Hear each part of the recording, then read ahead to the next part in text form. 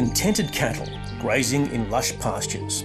You'd hardly find a more peaceful picture, right? Wrong. Not everyone agrees. The world's beef industry is under unprecedented scrutiny. Its fiercest critics argue it's accelerating the world's climate crisis. Environment groups such as Greenpeace and the Australian Conservation Foundation say Australia has one of the world's worst rates of deforestation, and that the beef industry is mostly to blame. Dr. Megan Evans, an interdisciplinary social scientist who specialises in environmental laws and policies at the University of New South Wales, says environmentalist claims have merit.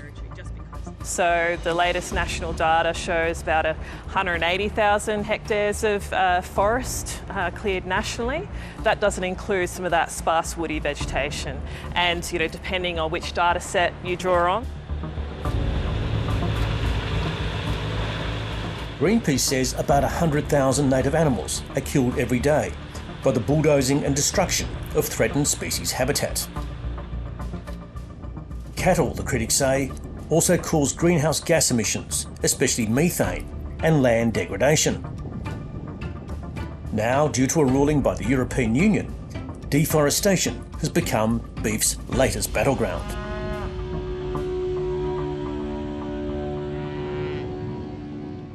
In recent months, we've heard the term deforestation beef much bandied around.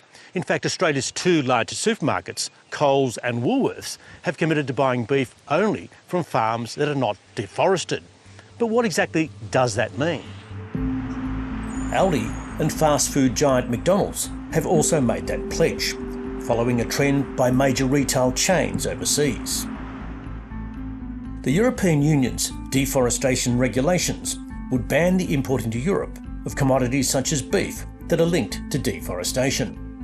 Under the regulations, any Australian grazier who didn't comply with those land use regulations wouldn't be able to export to EU countries. But Dr. Chris Parker of Australia's peak industry body, Cattle Australia, argues the term deforestation beef is misleading. He says estimates of deforestation are greatly overstated. Well, the term really relates to the cutting down of virgin rainforests in some other countries around the world. What we're seeing, I think, is the environmental NGOs who see this as an opportunity to look at foisting some of these views on cattle production in Australia. The ACF says it has satellite data to prove what it claims. ACF has identified and verified 50 properties around Australia that have had deforestation occurring on them in the last 4 years. And these are all properties that are linked to domestic beef supply. These are also properties that have endangered wildlife habitat on them. Now, cattle production in Australia has been going for many generations. And normal land management practices like fodder, like managing regrowth, like managing weeds and pests, like all of those things that we would do to normally manage our land, some of them are being reclassified as deforestation under some pretty interesting definitions. Chris Parker says that even if 50 landholders have cleared forest, it's a minute figure that doesn't reflect the land stewardship of Australia's 43,000 beef producers. We would say it's very difficult to understand exactly what type of land management has gone on those properties. It could well be the clearance of regrowth, for instance. It could well have been the clearance of woody weeds, as another example. And I think this is one of the challenges. It's very easy to have absolute definitions and very black and white definitions that have no nuance in them and no real relevance in the Australian environment. But Dr. Evans disagrees. She believes there's plenty of evidence to show that some cattle producers are guilty of the type of land clearing that fits the definition of deforestation. There is deforestation in Australia. It depends on your definition. There's a lot of definitions around. So in Australia, we tend to use a forest definition of 20% canopy cover and vegetation at least 2 metres high. That doesn't capture a lot of the sparse woody vegetation clearing that occurs as well. That's typically done as part of regrowth clearing. So, regardless of whether it's forest or sparse woody vegetation, when you clear and burn native vegetation, it does emit CO2, and that has climate as well as biodiversity impacts. The EU ruling was due to apply from the end of this year, but lobbying by coalition MPs, including Queensland Senator Matt Canavan and the beef industry, has delayed the ruling to the end of next year. Between now and then, the beef industry will seek greater clarity on the exact definition of deforestation.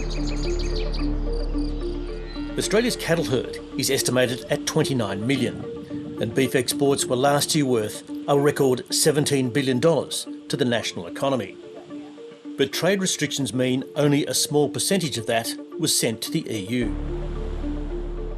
Cattle roam across much of the continent. 90% of Queensland, about 60% of Australia, that is devoted to extensive grazing. That's a lot of land, it's a huge amount of scale, so every bit of clearing kind of does add up. This issue centres on the beef industry's carbon footprint. The Corrigan family operates a very successful progressive cattle enterprise on 2 farms in southern New South Wales, where they run about 5,000 head and sell elite Angus genetics. Lucinda Corrigan is a former director of Meat and Livestock Australia and the architect of the Australian beef industry's quest to be carbon neutral by 2030. I understand that, there's a war against beef in some places, and my belief is the industry needs to work with a broad church of people who really want to understand the system and, see what progress is being made, because the progress is fantastic.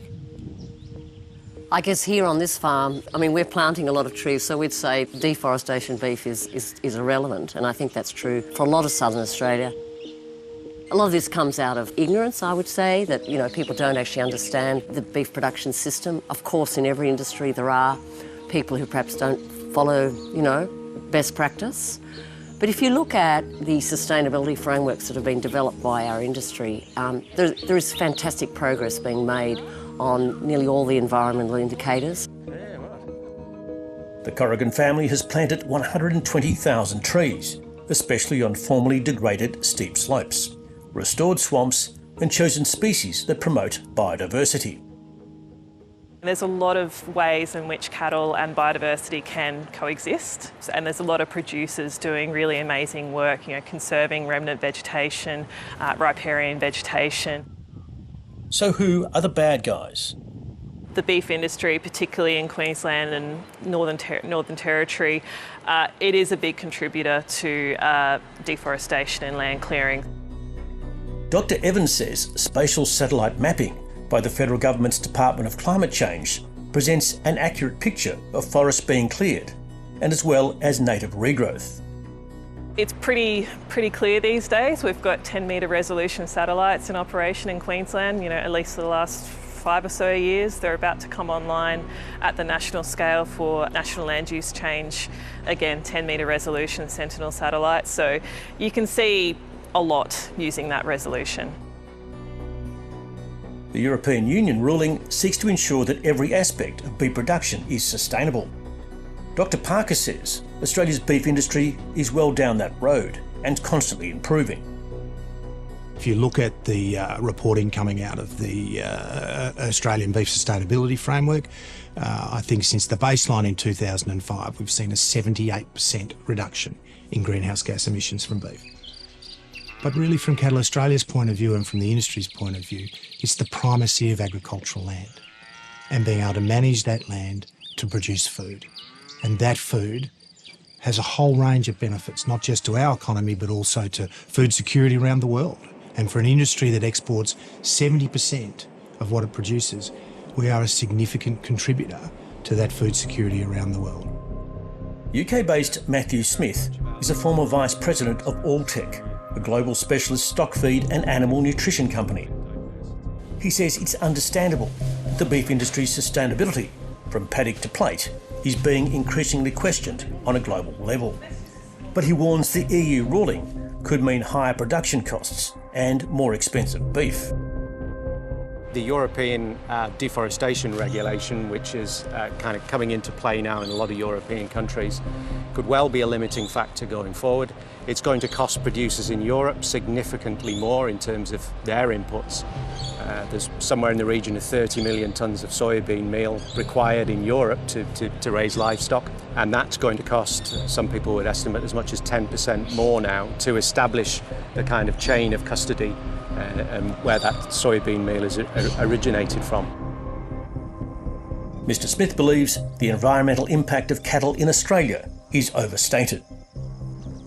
I feel quite strongly that Australia has a very solid chain of custody and really shouldn't be penalised in terms of deforestation regulations. So I'd encourage those policymakers to maybe come and spend a bit of time with producers here so that a clearer understanding can be gained. Lucinda Corrigan says the cattle industry is making rapid progress towards being more sustainable, but it needs to better showcase its environmental credentials. Genomics testing, for example, that helps select faster growing, more efficient cattle that need fewer resources to reach market weight. And new technology that provides a more accurate assessment of the carbon footprint of beef production, especially greenhouse gas emissions. So there's a really beautiful piece of ag tech called AgScent. I don't know if you've heard of it, but that company is developing ways of detecting the molecules in the breath through sensors, and then we can get sort of algorithms to relate that to methane emissions and then start to measure efficiency in terms of exhalation, which is kind of cool. Pretty amazing. Dr. Megan Evans says that in the bigger global emissions picture, agriculture and the beef industry, more specifically, are relatively minor contributors. We currently spend about $12 billion a year of public money subsidising the extraction of fossil fuels, which we know obviously contributes to climate change. So, if we shifted even half of that to protecting and restoring Australia's environment through, for example, tax breaks for farmers to protect and conserve, the environment on their properties, we could really improve the state of the environment in Australia.